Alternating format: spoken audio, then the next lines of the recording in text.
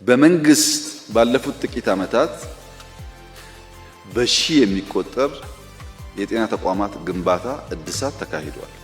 በሺህ የሚቆጠር 350 ጤና ኬላ ተሰርቷል። ከዚያ በላይ ነው። 100 ገደማ ጤና ጣቢያዎች ተሰርተዋል። ከዚያ በላይ ነው። 190 ገደማ ሆስፒታል ተሰርቷል። ስፔሻላይዝ ያደረጉ ደግሞ 11 ገደማ ተሰርተዋል። 15 ላቦች ተገንብተዋል።